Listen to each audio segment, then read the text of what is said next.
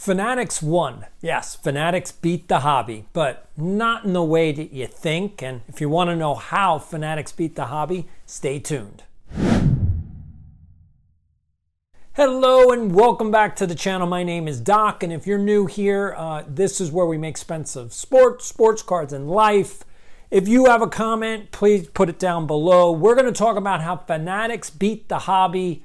Again, they won, you lost, we all lost. They did it. They 10x the hobby, but not in the best way. Now, I did a video last week on the Pac-Man issue, and I've been doing a whole bunch of series of videos on sort of like pricing in the cards, as well as the bifurcation of the hobby, which is there's everything else cards and then there's high-end cards. And if you want to know everything about high-end cards, go subscribe to my Substack High-End Cards and you'll get everything that you want over there. But here's the reason why Fanatics won. They beat the hobby and you're the one that's suffering. So here is 2025 Chrome, okay? And here is 2025, 26, whatever, basketball. Again, this is all, for those of you who are new to this channel, I'm going to say it, this is junk.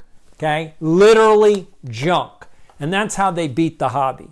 They are selling junk at ridiculous prices and everybody is buying it. And there you go. End of story. Now, I had someone make a comment on one of my shorts because I did a short which was talking about, sort of the pricing of the cards and breaks and, and people kind of are getting it. At least my subscribers are getting it, that breaking is bad, not the TV show Breaking Bad, but breaking in the hobby is bad. And the reason it's bad is because you actually have worse odds in a break than you do buying one of these junk boxes. Like, you actually have better odds of getting a card if you buy the box than you do if you buy into a break, which is crazy. Because your odds of winning one of the cards in this box are so low.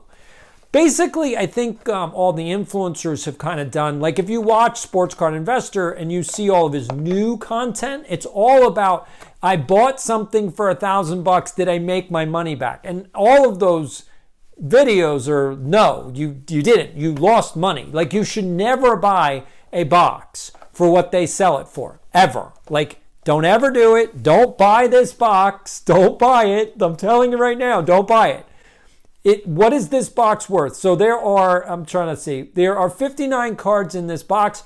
You know what this box should go for? It should go for $9. That's it. So if you pay more than $9 for this box, you're getting ripped off. End of story. So that's my point, is don't overpay for these boxes. But again, they're going to do a break. Let's say they'll do a whole case break, because there's probably, 20 boxes in a case? So they'll do a whole case break, and you're going to pay what to buy into that break? They're selling each of these, I think they go for $30 each? So that's 30 times 20, that's a $600 case. And you're going to spend, $100 on the break? So there's 30, names, and so there you go. So it's 30 times 100. They're making their money, and you're losing because there's not $100 worth of cards in the freaking case. Hopefully this is making sense. So why is breaking now the big deal? Why does Fanatics absolutely want breaks? And it's because the breaking has nothing to do with the cards. Breaking has nothing to do with the cards. Breaking has to do with addiction. That's what Fanatics wants. Fanatics wants to create a generation of addicts. That's what they're doing. And this is legal. Want to make this clear. It is 100% legal what they're doing. They're targeting children and they're turning them into addicts.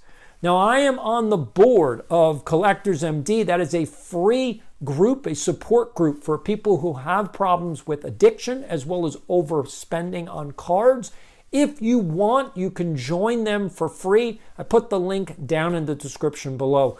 This is a big issue at this point. We have an entire generation of children who are now addicted to cards. They don't care about the actual cards. Like, I'll pull out cards. They don't care. They do not care about these cards. They do not care.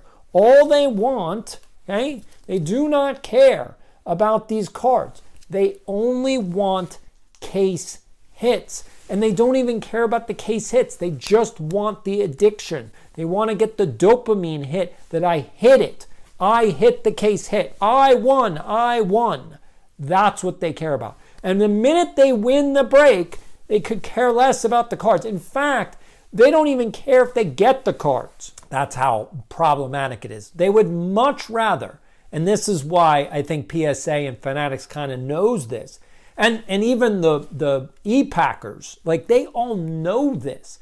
You give them the hit, then you pay for the card back at 80% comps, because the kids only want the money to go back into a new break. They don't even want the cards. This is the problem. So what I'm going to do is, I know a lot of you have not seen this video, so I'm going to link it at the end. This is the 7 principles, okay, of basic collecting. The 7 principles of basic collecting. And if you're a parent right now watching this video, you need to watch this and then teach your kids how to collect cards, because collecting cards is a good idea. Breaking is a bad idea. And that's how you can beat Fanatics. Now, I am, for those of you that know, I am a huge hockey fan. I'm a Ranger fan, long-time diehard Ranger fan. Now, they just came out with the 100 Centennial boxes for all the original 6 teams. So you're talking Montreal, Boston, Toronto, the Rangers, Detroit, and Chicago. Okay, so they just came out with 100 Centennial boxes for all of those teams. And guess what? People are buying these frickin' boxes. And I'm looking at them going, why are you doing that? These cards are not worth that much money. Like, they're spending like $100 on the entire set when you could just buy the whole set for half that. It's 50 cards, so it's only worth $50. Why are you spending $100 on the box? Because, see, they have that case hit in the box. Oh, you could get an autograph in the box. But it's like, but you could just spend $50 on one auto, the one you want. So you could get the whole set for $50 and then go and buy the auto you want for $50, and you spent $100 and you don't have, like, and now you got what you wanted. You have to think ahead now in the hobby. This is the point. You have to think ahead. That's why I want everybody to subscribe to this channel. Hopefully you're sharing these videos with more people who are trying to wrap their head around what's going on. And that's why this channel is all about sports, sports cards, and life. Now, we don't really talk too much about sports here yet. Again, that's coming. The bigger this channel gets, the more I can bring on a producer. And once I do that, we're going to have much more content on this channel. We're just beginning. So if you're new, just like be aware, there's more than 300 videos in the archive. There is plenty of content to binge, but we're just at the forefront of this channel. This thing is going to blow up because I am a former sports journalist. I'm a 40-year collector. I'm also a recovering card hoarder. I've done a brand new series called Keep It or Sell It. Hopefully you're watching those. I'm enjoying, making them. And Keep It or Sell It. This is a signed Sergei Fedorov hockey stick that I got signed at the 1992 All-Star Game for the NHL. And so this is the latest in the Keep It or Sell It series. So if you don't know me, my name is Doc and I'm a recovering card hoarder. And one of the issues that I have is deciding whether or not to keep or sell stuff. And so this is a signed Sergei Fedorov hockey stick from the 1992 All-Star Game. So should I sell it or should I keep it? Put your answer in the comment below. Let me know what you think.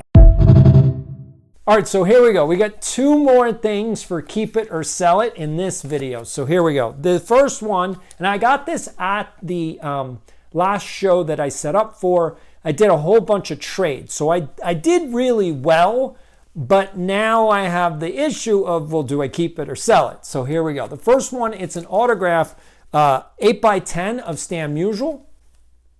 So do I keep it or do I sell it? What do you think? Put the answer in the comments below. And here's the second one. This is a Barry Sanders auto. Question is, do I keep it or do I sell it? What do you guys think? Put your answers in the comments below. I'm going to be doing a whole bunch of videos on basics in the hobby. So collecting basics, understanding cards basics. If you want to understand the high-end card market, again, there is a bifurcation. That means there's two different streams now in the hobby. Things have broken. And so one stream is called high-end cards, and the other stream is called everything else. Everything else is pretty much everything else. Like, I'll just put it this way. So these are 1991 baseball cards. This is everything else. This is junk wax, but it's everything else. We've got, I got some minor league cards, all right? So this is the 87 Columbus Clippers, okay? This is an everything else card. Here's a Randy Velarde, that's a Yankee. Here is Roberto Kelly. Here's Don Gordon. Again, all of these are everything else cards. What else could I do? Here we go. We've got a bunch of 1973. These are everything else cards. I've got a Artemi Panarin rookie card, everything else card. Even the Connor McDavid Young Gun is an everything else card. These cards are not going to go up in a hockey stick fashion. They're not going to be worth $500,000. They're not going to be worth $1 million at any point in the future. And that's the piece that I hopefully people are starting to get at this channel is there's high-end cars. Those are the cars that are going to be worth hundreds of thousands of dollars, like the 1986 Fleer Michael Jordan. That's going to be worth a few $100,000. It's only worth now about $150,000. So again, there's not much more room for it to grow. That's it. I mean, there's not much more room for it to grow. It's kind of reached its peak, but it will still appreciate slightly into the future. And, you know, maybe it tops out at 250, maybe it tops out at 300,000 20 or 30 years from now. Again, you got a long way to go. There's a long runway, but that's the point. High-end cards are the ones that are going to be worth hundreds of thousands of dollars, maybe even $1 million. And then everything else cards are going to be stuck around like 1,000 to 2,000 at max. And that's the piece. You're not getting the value that you think you are. So a lot of these like early rookies, so obviously these cards are common. So this is a Topps Chrome rookie for Ronnie Mauricio. And any of your Bowman firsts, like just the generic, the paper, I guess they call it, all of those rookie cards, even in PSA 10s, are not going to be worth thousands and thousands of dollars. You're paying thousands and thousands of dollars, but they're not worth thousands and thousands of dollars. And the reason why is just look at Mike Trout rookies. Okay, that Topps traded, that 2011 Topps traded card, it was going for like $3,000, $4,000, $5,000, and now you can get it for less than $1,000. That's the point. All of these cards are flipped. They cost too much at the beginning of the player's career, and therefore they can only come down in value because the player met the expectations. The only way for a card to go up in value is if a player exceeds expectations. But how can you exceed generational talent, Hall of Fame, best player ever to play the game? Like, again, you hyped up the card too much. And therefore, the only thing that's left is all the value to be extracted, to come back out of the card. And so the prices have to come down. And that's why I started the Substack. That's why I created the AI bot. That's why I want everybody to understand, like, what are these cards really worth? Now, again, when it comes to the everything else cards, you know, it's a flea market. If you see a card that you like and you want to buy it, you know, you got to haggle. You got to say, like, I'll give you $20 for that. Maybe the guy has it selling for 40, and then you have to kind of negotiate. And you're like, all right, we'll meet at 25.